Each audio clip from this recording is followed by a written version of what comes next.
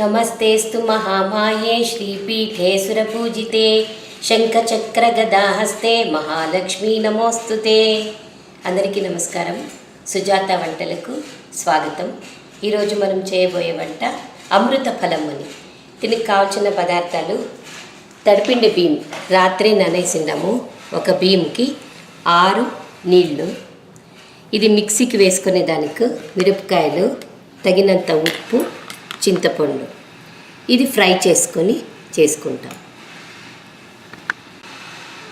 ఒక పావుకి 20 మిరపకాయలు, 10 బ్యాడిగా వేసినాను, 10 గుంటూరు వేసినాను. తగినంత ఉప్పు, చింతపండు, కొద్దిగా చింతపండు. ఇది గ్రైండ్ చేసిన తర్వాత బియ్యం వేసుకుంటాం. మిరపకాయలు మెతికింది. ఇప్పుడు బియ్యము, నీళ్ళు వేసి గ్రైండ్ చేసుకుంటున్నాము. ఈ బియ్యము ఒకటికి 6 నీళ్ళు, 6 నీళ్ళలోనే ప్రతి ఒక్కటి చేసుకోవాలి.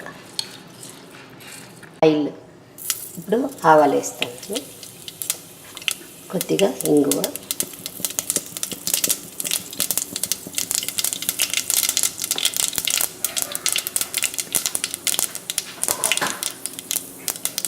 ఆనియన్, కరివేపాకు,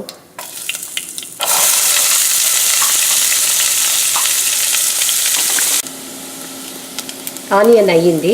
ఇప్పుడు మనము రుబ్బుకోండే ఇది బియ్యము, మిరపకాయలు, ఉప్పు దీన్ని కలుపుకొని మెజర్మెంట్లో 6 నీళ్ళు పెట్టుకున్నాం కదా, ఆ నీళ్ళు కూడా మొత్తం వేసేసి గట్టయ్యే వరకు ఆడిస్తూ ఉండాలి. ఇది మనము ఆడిస్తూ ఉన్నాం కదా, 40 మినిట్స్ వరకు ఆడిస్తూ ఉండాలా, గట్టి అవుతుంది. ఇప్పుడు గట్టి అయింది కదా, మంట తగ్గించేసినాము. సన్న మంటలో పెట్టుకొని వేయించుకుంటాను. ఇంకో 10 నిమిషాలు చాలు. ఇది నూనె వేసి దీన్ని తట్టకేసుకుంటాము. అది అయ్యింది.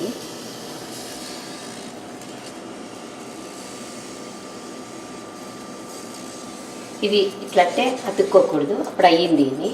సో మనము ఇప్పుడు దీన్ని వేసుకుంటాం.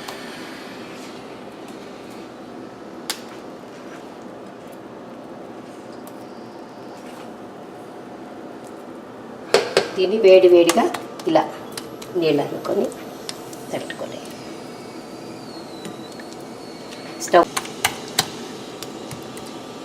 ఇప్పుడు ఇది నీళ్ళతో ఇట్లా అనుకొని దీన్ని స్ప్రెడ్ చేసి అతికేసి ఒక 5 మినిట్స్ తర్వాత బిళ్ళలకు వస్తుంది. చల్లగా అయినమాట ఈ బిళ్ళల్ని తీసుకొని తినచ్చు. ఇది కర్ణాటకలో స్నాక్స్కి చాలా బాగుంటుంది. మనము ఎక్కడైనా బయట వెళ్తే కూడా తీసుకొని పోవచ్చు. ఇది బిళ్ళలు ఇలా వస్తుంది. రెడీ అయింది. ఇది పీసెస్ మనము తింటే కర్ణాటక స్నాక్స్కి చాలా బాగుంటుంది. You can eat and enjoy.